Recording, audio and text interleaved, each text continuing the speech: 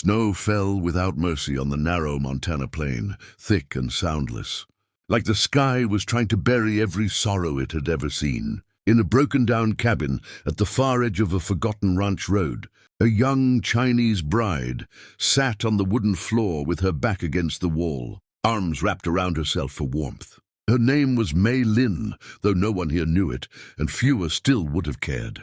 She had crossed an ocean with nothing but borrowed hope, a paper marriage contract, and a belief that America meant safety. What she found instead was abandonment. The man who had promised to be her husband had vanished within weeks, leaving behind debt, cold walls, and a woman who spoke barely any English in a land that did not look back at the lost. Christmas Eve came quietly. No carols, no candles, no food. Mei Lin had boiled water twice that day, pretending it was soup.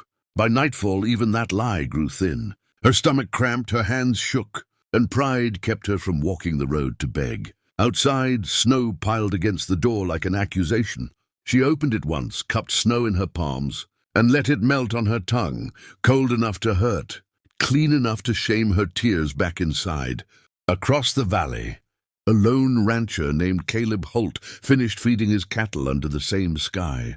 He was a man shaped by silence, grief, and land. His wife had died 3 winters ago, his son a year after that.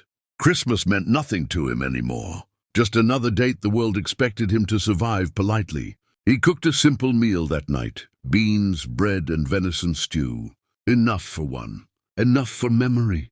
As he sat at the small wooden table, spoon paused mid-air. Something unsettled him, a feeling he hadn't known how to name since before the losses. Like the land itself was holding its breath. He didn't know why he grabbed his coat. Part 2, a door opened without words. The road to Mei Lin's cabin was barely a road at all, just frozen ruts and instinct. Caleb had seen the place once before, months back. A flicker of light through trees when he thought no one lived out there anymore. Tonight, there was no light, just smoke curling weakly from a bent chimney. He knocked once, no answer. Knocked again, softer. The door opened an inch. Mei Lin stood there, eyes wide, hair loose, cheeks hollow. She didn't scream, didn't smile. She only bowed slightly, a reflex learned long before hunger replaced courtesy. Caleb saw everything at once, the cold inside the cabin, the emptiness, the dignity clinging to her like a last coat. He didn't ask questions. He held out the tin container from his coat, still warm. She hesitated. Shame battled survival. Then hunger won quietly. She took it with both hands, as if receiving something sacred. Inside, she ate slowly, deliberately, each bite measured, as though afraid the food might disappear if she rushed it. Caleb stood near the door, hat in his hand, saying nothing. The silence between them wasn't awkward, it was reverent. She finished. She pushed the container back toward him. Untouched bread still inside. He shook his head. He took off his coat instead and laid it gently over her shoulders. She didn't thank him. She simply closed her eyes. The weight of warmth too much for someone who had carried herself alone for so long. Outside, snow kept falling. Inside, 2 broken lives shared heat without promises. Part 3. Christmas without names. Caleb stayed until the fire burned steady. He fixed the latch on her door. Left more food on the table? He didn't ask where she came from or why she was alone. Some truths he knew demanded patience before words. As he turned to leave, Mei Lin finally spoke 2 words in broken English. "Stay, please." He did not. He walked back through the snow with an ache that surprised him. Not guilt, not pity, responsibility. Christmas night passed quietly for both of them, but neither slept. Mei Lin lay awake listening to the fire crackle, the coat heavy on her chest, wondering what kind of man fed a stranger before himself. Caleb sat at his table, staring at an empty bowl, realizing he hadn't felt this alive in years. Outside, the snow covered every track, but something had already begun. Chapter 2. The Plate That Became a Promise. Part 1. Morning after the miracle. Christmas morning arrived pale and fragile. Mei Lin woke to warmth and light, the memory of food still unreal. She cleaned the cabin carefully, folded the coat, and practiced English words aloud like prayers. Across the valley, Caleb saddled his horse with a restlessness he refused to name. He brought supplies, Not charity, he told himself, just balance. The land gave. You gave back. When he arrived, Mei Lin was sweeping snow from the steps. She looked stronger already, still thin, still cautious, but standing taller. She bowed again, then stopped herself, embarrassed. He handed her a bag of groceries. She opened it slowly, eyes filling, not with tears but resolve. That day she cooked for him. Simple rice, steamed vegetables. Her hands trembled, but her offering was firm. They ate together in silence. 2 plates. One table, no labels. Part 2. A home grows between shadows. Winter deepened. Caleb kept coming. Mei Lin learned the land. The ranch learned her presence. She fixed fences. He taught her to drive the old truck. She taught him how to make dumplings with whatever they had. The townspeople whispered, "A Chinese bride."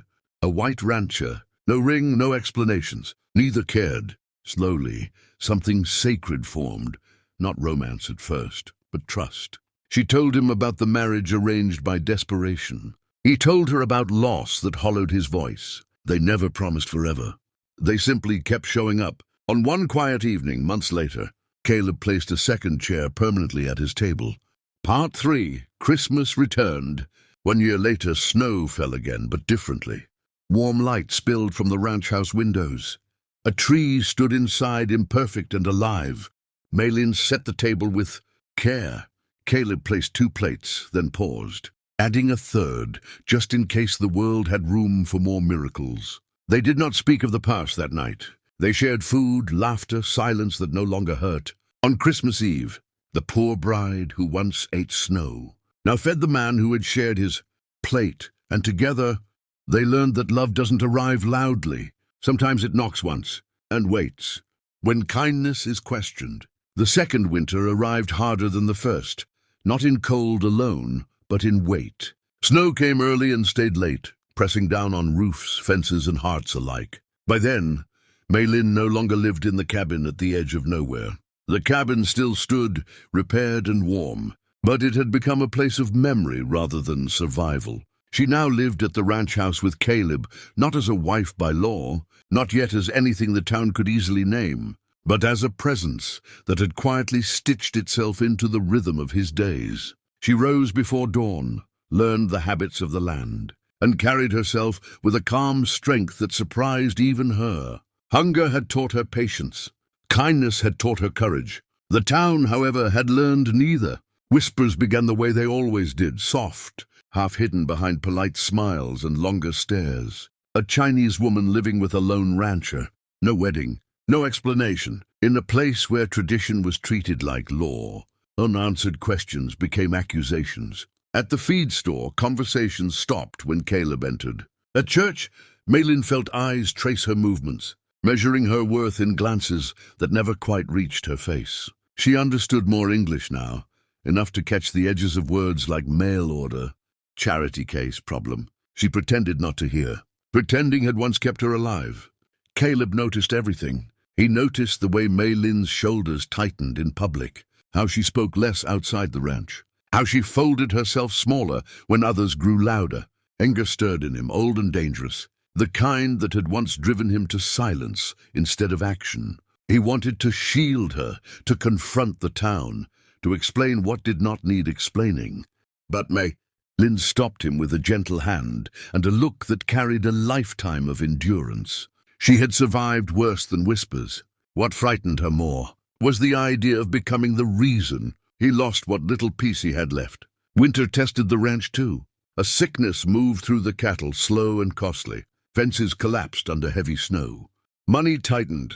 Caleb worked longer hours, his body aching in ways he no longer admitted out loud. Mei Lin worked beside him, learning without complaint, her hands cracked and bleeding by nightfall. She cooked, mended, planned, and prayed in her own quiet way. This ranch, once only a place of ghosts for Caleb, had become something living again, and living things required more than hope.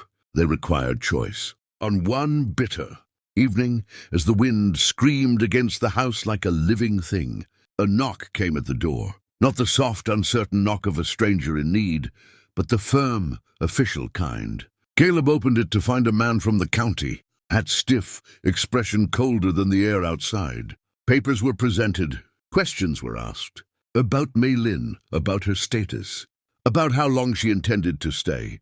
Mei Lin stood in the doorway behind Caleb, understanding enough to know this moment mattered. She did not hide. She did not bow. She met the man's eyes, steady and unafraid. A woman who had crossed oceans and survived hunger and snow. Whatever this winter demanded, she would not disappear quietly again. As the door closed and the wind rushed back into the night, Caleb realized something with sudden clarity. Sharing a plate had been easy. Sharing a life would cost more. And this winter, the world had come to see whether their kindness was strong, enough to stand when love was no longer private, but challenged. The fire crackled. Outside, snow kept falling, and the hardest season was just beginning, the cost of standing still. The papers the county man left behind sat untouched on the kitchen table for days, their white edges bright against the worn wood. Like a challenge neither of them had yet agreed to answer. Life on the ranch continued because it had to. Animals still needed feeding. Fires still needed tending, but an unease had settled into the air. Thin and persistent, the kind that never quite lets a person rest. Mei Lin moved through her routines with the same quiet diligence. Yet something inside her had shifted. She had learned enough now to know that kindness, when unprotected, could be taken away. She read the papers slowly, line by line. Dictionary open beside her, writing translations in careful pencil marks. Words like documentation, temporary status, review. Each one carried a weight that pressed against her chest. She had not come to this country to cause trouble. Survival had always meant staying invisible. But invisibility was no longer possible, not when her life was tied, however gently, to another's. At night, when Caleb slept, she sat by the fire and wondered whether leaving quietly would be the greatest kindness she could offer him. Caleb noticed her distance before she ever spoke of it. He saw it in the way she lingered by the window, in how she folded his coat with more care than necessary, in the way she smiled quickly and then looked away. He wanted to tell her she belonged here, that no piece of paper could undo what they had built. But the words tangled in his throat. He had lost too much before by believing things would simply stay. This time the fear was not of losing her, but of failing to fight. The town's unease grew bolder. A customer pulled Caleb aside at the feed store and suggested, carefully, that trouble followed people who didn't know their place. A woman from church offered. Mei Lin helped finding something more suitable in the city. Her kindness edged with relief at the thought of distance. Mei Lin thanked her politely and declined. Each encounter chipped away at the fragile piece they'd built, turning stillness into strain. Winter storms cut off the road for days at a time. Supplies ran low. When a calf was lost during the worst of it, Caleb broke down in the barn, his breath coming sharp and uneven, grief and exhaustion mixing into something close to despair. Mei Lin found him there, her boots soaked through, her face streaked with cold tears she hadn't realized were falling. She didn't try to fix anything. She stood beside him, shoulder to shoulder, sharing the weight the way he had once shared his food. In that moment, neither of them needed permission to exist. That night, Mei Lin spoke the thought she had been carrying alone. She told him she could leave, that she would. She said it calmly, not as a threat or a plea, but as a fact shaped by experience. Places took, then pushed away. She had learned to go before being forced. Caleb listened without interruption, every word carving something deeper into him. When she finished, the house felt impossibly quiet. He answered not with promises, but with action. The next morning, before dawn, Caleb saddled his horse and rode through the snow to town. He spoke to a lawyer he barely trusted, to a pastor who owed him a favor, to anyone who might help untangle what had been left in silence too long. It cost him money he didn't have and pride he had learned to protect. But he paid both without hesitation. Standing still, he realized, was its own kind of choice, and one he would no longer make. When he returned home that evening, exhausted and snow-covered, Mei Lin was waiting by the door. He placed the folded papers back on the table between them, not as a burden but as a beginning.